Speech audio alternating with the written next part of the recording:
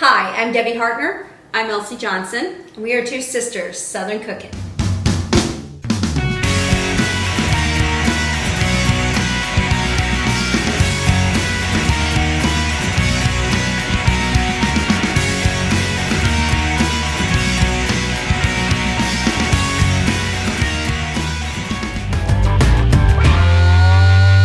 Good morning, everybody. Good morning. It's Debbie and Elsie, and we are doing breakfast for dinner. So we are doing homemade bread, and then we're going to make egg sandwiches with cheese on it.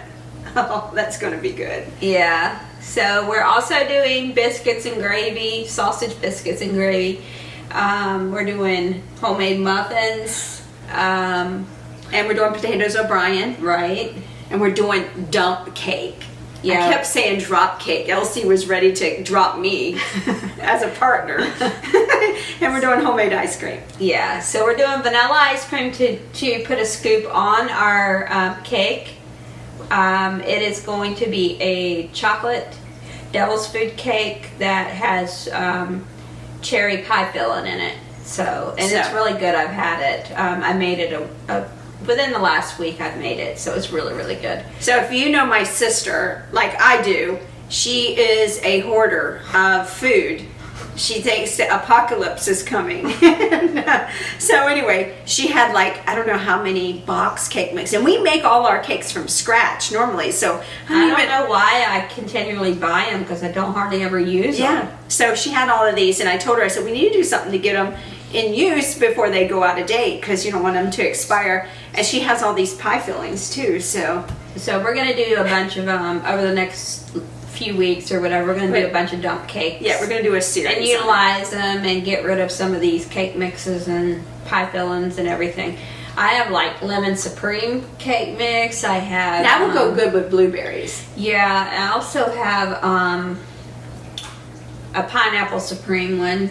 Oh, Cake mix. So that might go good with blueberries too. right. So we got a few things that we can do over the next month and a half maybe. So we are going to be making homemade bread. Now I've made this bread recipe many times.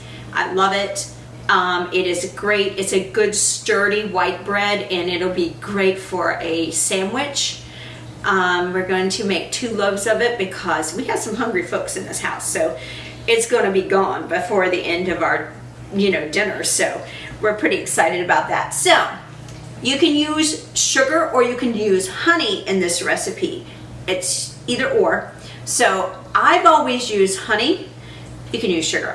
It's not going to change the taste or anything like that. It's going to taste the same. But I'm going to get the water in here before.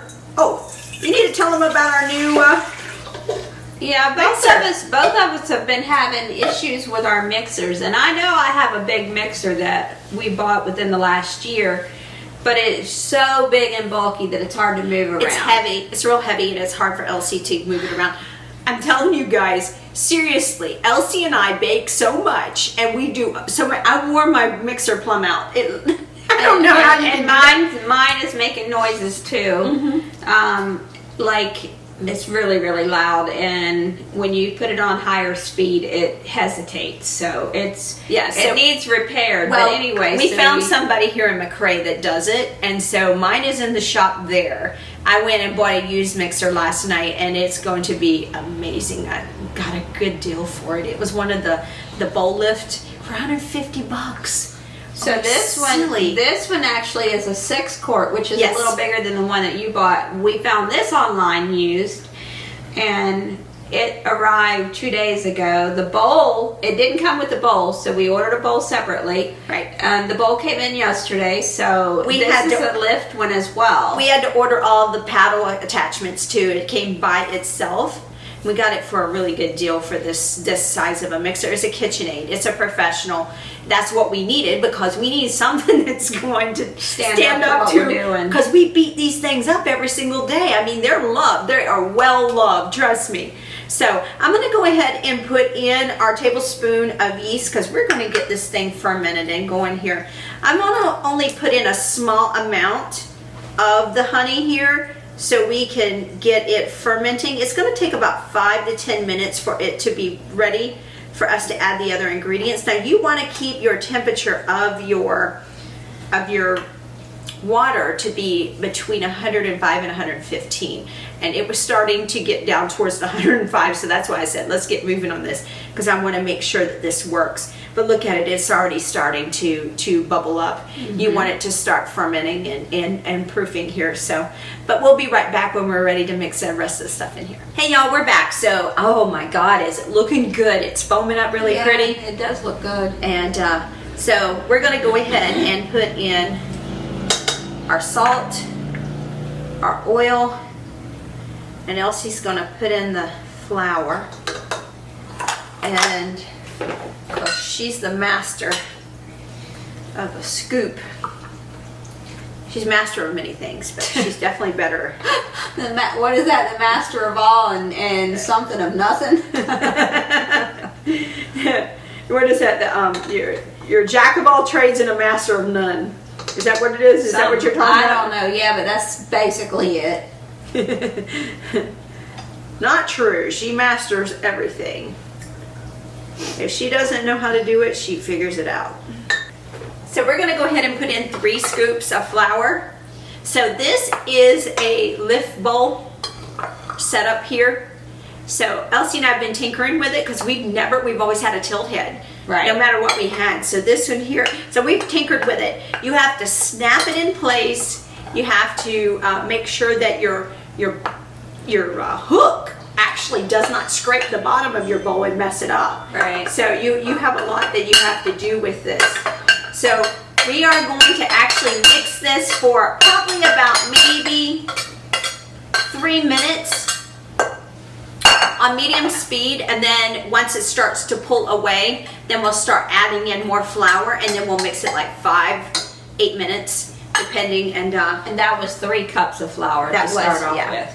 So we're gonna go ahead and put that up. Okay, so I turned it off because it is a loud mixer, and I want to go ahead and put in a 1/2 cup of our flour. We have another up to 2 cups that we can add. Yeah, so I'm gonna go ahead and get it tightened up a little bit. We're gonna do a little bit at a time. We had to add an extra 1/2 cup of bread flour, King Arthur bread flour in, because it was still tacky. It still looks a little tacky, but it's a lot better pulled together than what it was. So I went ahead and put butter in our bowl. So that's what we're going to proof it with butter, so it infuses into the bread. So I'm going to take this off for Elsie so she can do the honors.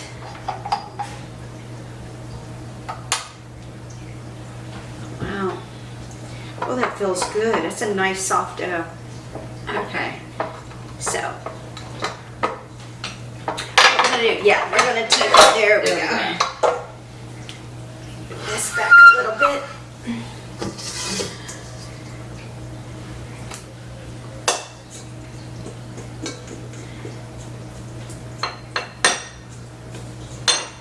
It's still very soft.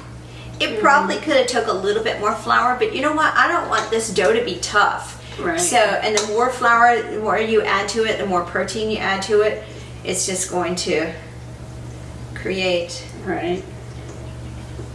Okay.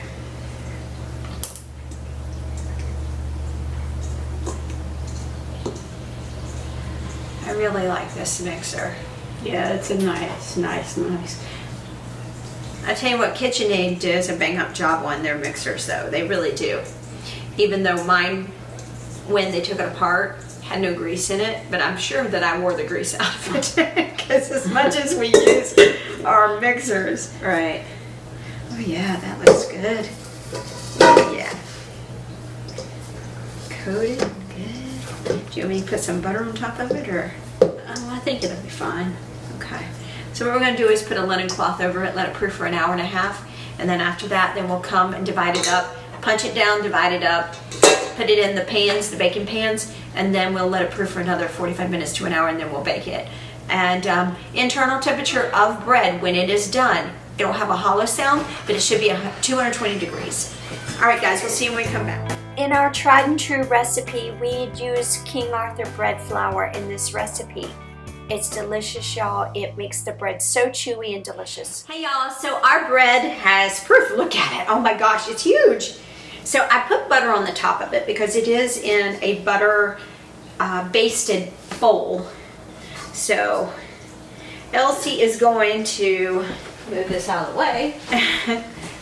I'm going to punch it down, and then Elsie's going to put it together and kind of put it in a ball, and then we're going to cut it in half.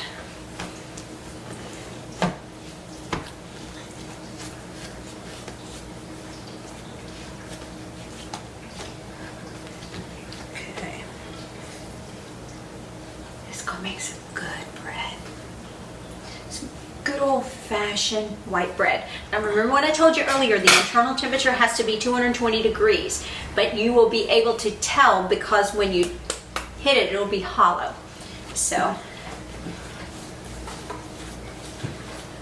okay, This is the first one.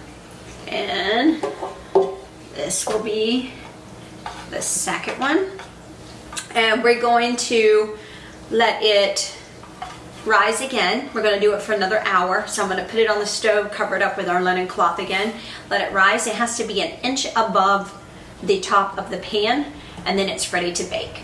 And we'll show you what it looks like when it's done. So look how beautiful our bread is. It has risen up perfectly. We're going to go ahead and pop it in the oven at 350 for 30 to 33 minutes. We just put a little shade of butter on the top, just to give it a little bit of a buttery taste. Look at that. Doesn't that look beautiful, y'all? I can't wait to be able to get these baked so we can slice them up, and then we're going to make us some excellent egg sandwiches tonight. It's going to be good, y'all. We will see you guys when we come back. It's Debbie and Elsie. So we are getting ready to slice our fresh bread. So this is what our bread looks like. This is the little device. I got it on Amazon for I think it was like 12 bucks or something like that. So we're going to go ahead, and so what I do is I separate this piece right here, and I get a nice start on it. You have to use a serrated knife because you want it to be able to cut through the dough without any problems. And I get all the way to the bottom and make sure that it's completely separated. And this is our slice of bread.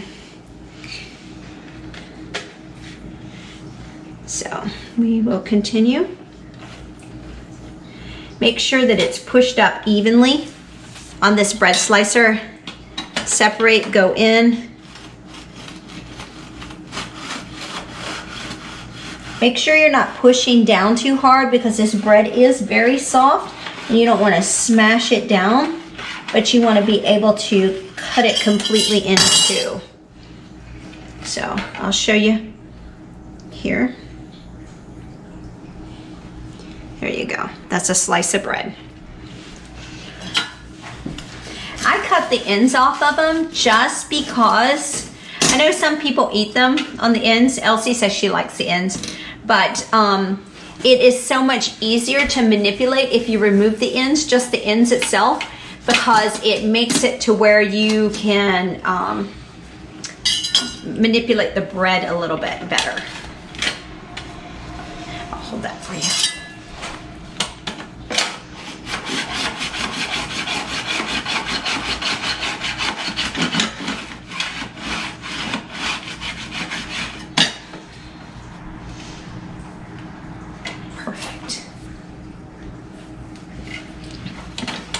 And the good part about this machine, this little device here, is all you have to do is just take it apart, clean it, wash it, rinse it off, and you're good to go for your next time you make bread. So let's start on the second layer.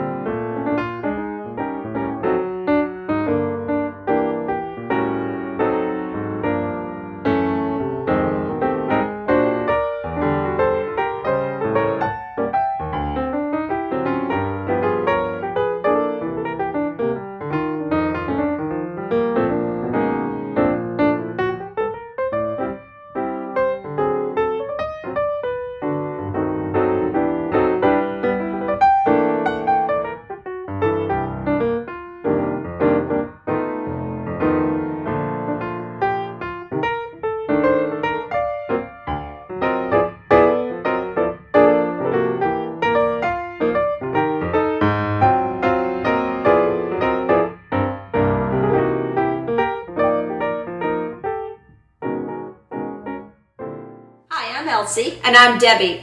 We're two sisters Southern cooking. And we thank you for visiting our page. Please like, share, and subscribe. Thank you.